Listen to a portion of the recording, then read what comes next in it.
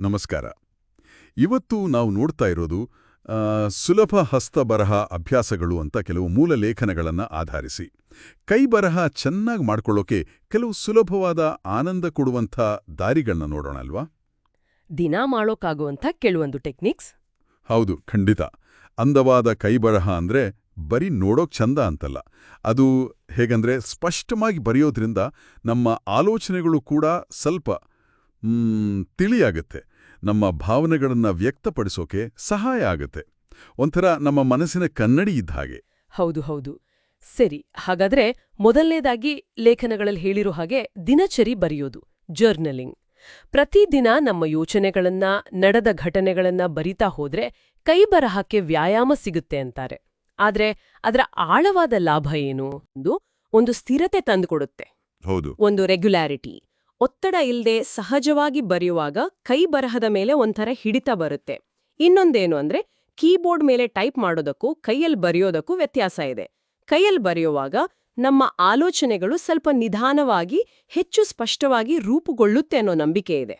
ಓ, ಅಂದ್ರೆ ಬರೆಯೋ ವೇಗಕ್ಕೂ ಆಲೋಚನೆಗೂ ಏನೋ ಸಂಬಂಧ ಇದೆ ಅನ್ಸುತ್ತೆ. ಹೌದು, ಅದು ನಮ್ಮ ಆಂತರಿಕ ಅನುಭವಕ್ಕೆ ನೇರವಾಗಿ ಜೋಡಣೆ ಆಗುತ್ತೆ. ಸರಿ ಸರಿ. ಇನ್ನೊಂದು ಇಂಟ್ರೆಸ್ಟಿಂಗ್ ವಿಧಾನ ಹೇಳಿದ್ದಾರೆ, ಪರಿಚಿತರಿಗೆ ಪತ್ರ ಬರೆಯೋದು, ಲೆಟರ್ ರೈಟಿಂಗ್. ಇದು ಸ್ವಲ್ಪ ಹಳೇ ಕಾಲ ಥರ ಅನ್ಸಿದ್ರು ಅದರಲ್ಲೊಂದು ಖುಷಿ ಇದೆ ಅಲ್ವಾ? ಖಂಡಿತವಾಗಿಯೂ ಇದೆ.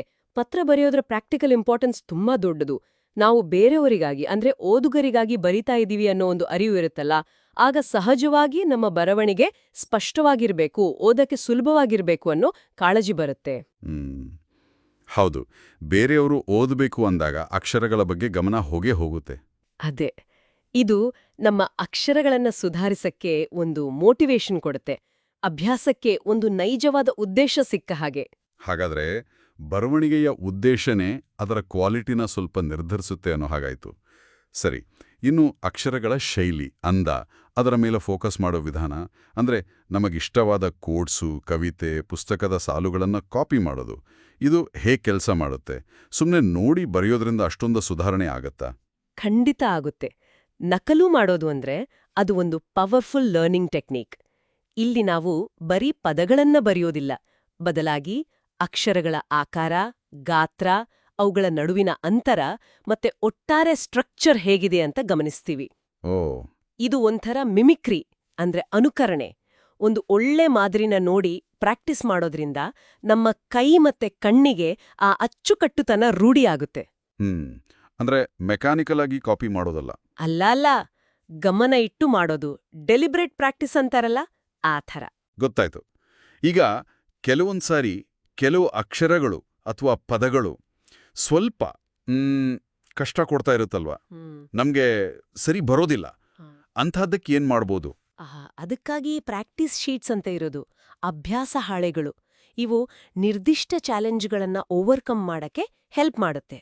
ಉದಾಹರಣೆಗೆ, ಈಗ ಳ ಅಥವಾ ಕ್ಷ ಅಥವಾ ಜ್ಞ ಈ ಥರ ಅಕ್ಷರಗಳು ಕಷ್ಟ ಅನಿಸಿದ್ರೆ, ಹೌದು, ಆ ಅಕ್ಷರಗಳನ್ನೇ ಮತ್ತೆ ಮತ್ತೆ ಬರೆಯಕ್ಕೆ, ಟ್ರೇಸ್ ಮಾಡಕ್ಕೆ ಈ ಶೀಟ್ಸ್ ಅವಕಾಶ ಕೊಡುತ್ತೆ. ಇದು ಮಸಲ್ ಮೆಮರಿ ಅಂತೀವಲ್ಲ, ಅದನ್ನ ಬಲಪಡಿಸುತ್ತೆ. ಆಗ ಆ ಅಕ್ಷರ ಸುಲಭವಾಗಿ ಬರುತ್ತೆ. ನಿಜ. ಕೆಲವೊಮ್ಮೆ ಒಂದೇ ಒಂದು ಅಕ್ಷರ ಸರಿ ಬಂದ್ರೆ ಸಾಕು, ಪೂರ್ತಿ ಬರವಣಿಗೆನೇ ಚಂದ ಕಾಣಿಸುತ್ತೆ. ಸರಿ, ಕೊನೆಯದಾಗಿ ಕರ್ಸಿವ್ ರೈಟಿಂಗ್ ಬಗ್ಗೆನೂ ಹೇಳಿದ್ದಾರೆ. ಅದರ ಫ್ಲೋ, ಸೌಂದರ್ಯ, ಅದು ಬಿಟ್ಟು ಬೇರೆ ಏನಾದರೂ ಪ್ರಯೋಜನ ಇದೆಯಾ? ಇದನ್ನ ಸ್ವಲ್ಪ ದೊಡ್ಡ ಮಟ್ಟದಲ್ಲಿ ನೋಡೋದಾದ್ರೆ, ಕರ್ಸಿವ್ ಬರವಣಿಗೆ ಅಂದ್ರೆ ಬರೀ ಸ್ಟೈಲ್ ಅಲ್ಲ. ಅಕ್ಷರಗಳನ್ನ ಜೋಡಿಸಿ ಕೈ ಎತ್ತದೆ ನಿರಂತರವಾಗಿ ಬರಿತೀವಲ್ಲ, ಈ ವಿಧಾನ ಆಲೋಚನೆಯ ಹರಿವನ್ನು ಕೂಡ ಸರಾಗಗೊಳಿಸಬಹುದು ಮತ್ತೆ ಹ್ಯಾಂಡ್ ಐ ಕೋಆರ್ಡಿನೇಷನ್ನು ಕೂಡ ಹೆಚ್ಚಿಸಬಹುದು ಅಂತ ಕೆಲವು ಸ್ಟಡೀಸ್ ಹೇಳುತ್ತೆ. ಹೌದಾ? ಹೌದು.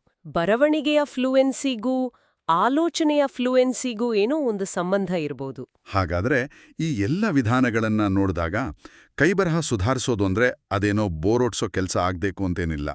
ಈ ಲೇಖನಗಳು ಹೇಳೋ ಹಾಗೆ ನಮಗೆ ಖುಷಿ ಕೊಡೋ, ನಮ್ಮ ದಿನನಿತ್ಯದ ಜೀವನದಲ್ಲಿ ಸುಲಭವಾಗಿ ಸೇರಿಸ್ಕೊಳ್ಳೋಕ್ಕಾಗುವಂಥ ಚಟುವಟಿಕೆಗಳನ್ನ ಹುಡುಕೊಳ್ಳೋದು ಮುಖ್ಯ ಅಲ್ವಾ? ನಿಖರವಾಗಿ. ಅಭ್ಯಾಸ ಅನ್ನೋದು ಸಹಜವಾಗಿರ್ಬೇಕು, ಹೊರೆಯಾಗಬಾರ್ದು. ಇಲ್ಲಿ ಒಂದು ಕೊನೆಯ ಆಳವಾದ ಪ್ರಶ್ನೆ ಉದ್ಭವಿಸ್ತೆ ನೋಡಿ.